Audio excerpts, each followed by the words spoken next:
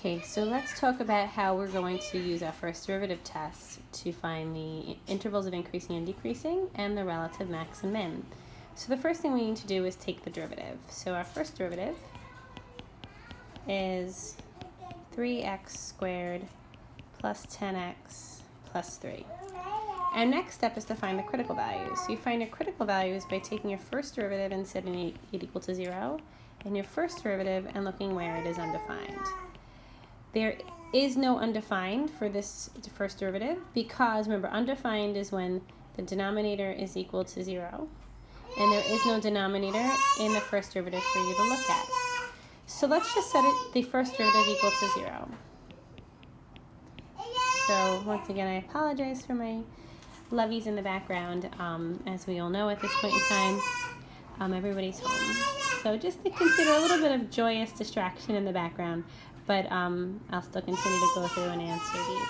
So at this point, you need to find the roots. So normally you could factor it would be great, but you can't because it's not easily to factor. So you can consider this. Let's say we tried to factor it, and if you did try to factor it, you might be able to find your answer in some cases. You might not be able to find your answer in other cases. If you find factoring is difficult, you could also use the quadratic formula. So remember, the quadratic formula is x is equal to negative b plus or minus the square root of b squared minus 4ac all over 2a. But I'm going to try to factor it first. So I know that the first terms here have to multiply to give me 3x squared. So one could be 3x and one could be x. And I also know that my last terms here have to give me 3. So I want this 3 to multiply with the 3, so that way I could possibly get a 10. So let's see if this works. So 3x times 3x is 3x squared. 3x times a positive 3 is 9x. Positive 1x times x is 1. So 1 plus the 9 is the 10. And then, so this works out, right? Now, if this doesn't fit well with you, if you have a hard time doing this, you're going to do the quadratic formula where a is equal to b, b is equal to 10, and c is equal to 3, and you'll substitute them in. When you go about doing the quadratic formula here, you'll get the same answer that I'm going to get when I now set each of these two parentheses equal to 0. So I get to this. I get x equals negative 1/3 and x equals negative 3. Now these are our critical values. Again, that'd be the same answer you get if you substitute it into the quadratic formula. So now using my critical values, I'm going to the first derivative test for relative extrema. So let's now go back that part. I'm going to need to just make a little bit of extra space here. So let's just make a little extra space. So let's look at our critical values.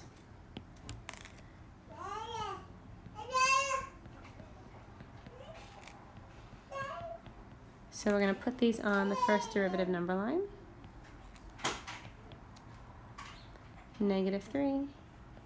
Negative 1/3. So we're going to look at f prime of negative 4, f prime of, let's say, negative 2 or negative 1, or f prime of 0. Now, in the previous example 1, I didn't answer this one. I answered a little differently. What I did is I substituted the number here into the derivative itself, and I computed the whole answer. And you can do that. So you'd put negative 4 in here, negative 4 in here, and see what you get. I'm just going to show you another way. So I'm going to look at the factored form.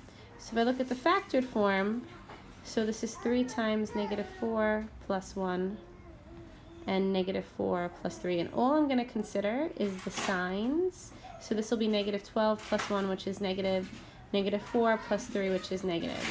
And negative times negative, because remember you're multiplying them, is going to be a positive. So that's why I then put a positive here. Okay.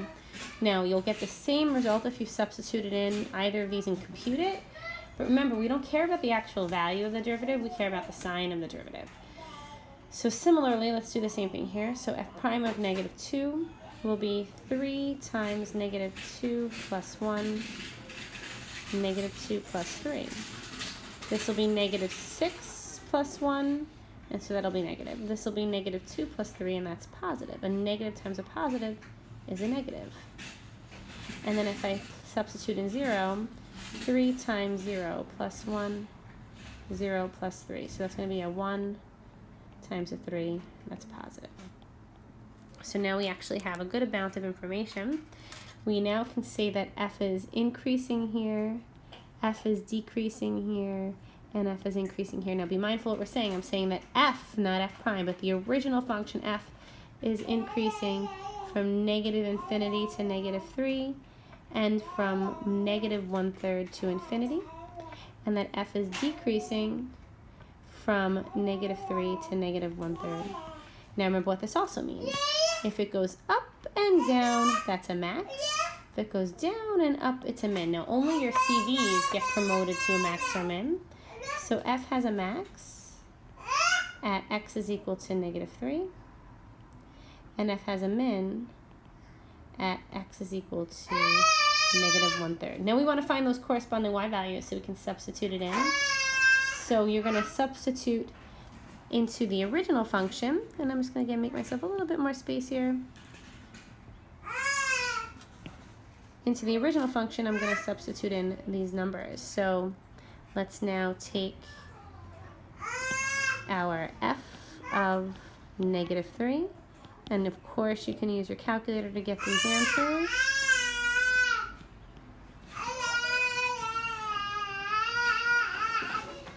And then we're also going to do f of negative 1/3.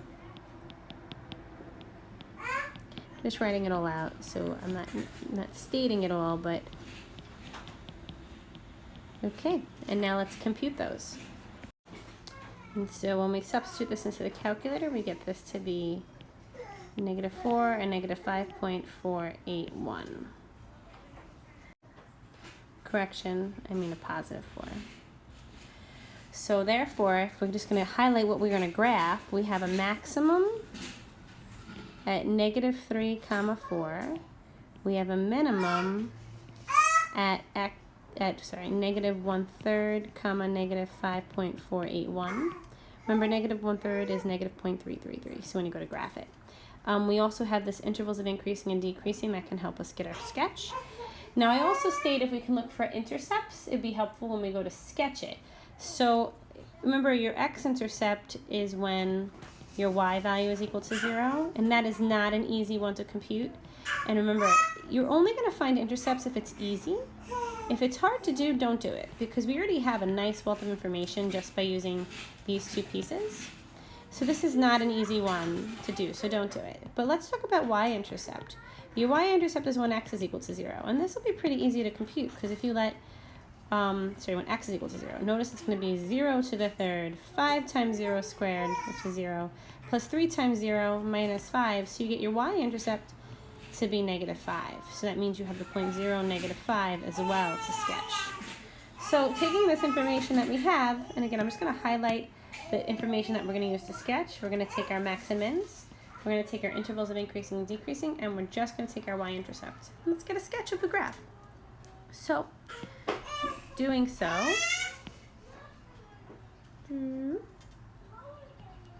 we get our picture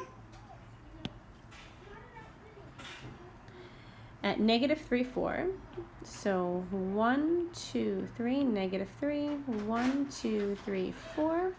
You have a maximum, and whenever I like to sketch my max, I put a little hat on it.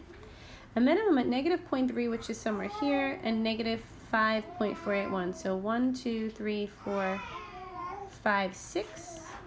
So negative 5.4 is somewhere here, 0.3 is somewhere here, so this will be our minimum. You have a y-intercept at 0, negative 5, which makes sense, which is right here. So at negative 5.48, so it's kind of more down there. And then we don't know our x-intercepts because they were hard to compute, so you go increasing up to negative 3, decreasing from negative 3 to negative 1/3, and then increasing from negative 1/3 to infinity. Remember, increasing is an upward roller coaster ride, decreasing downward roller coaster ride, increasing upward roller coaster ride. And that is your sketch, using just these pieces of information here. And that would be your function above.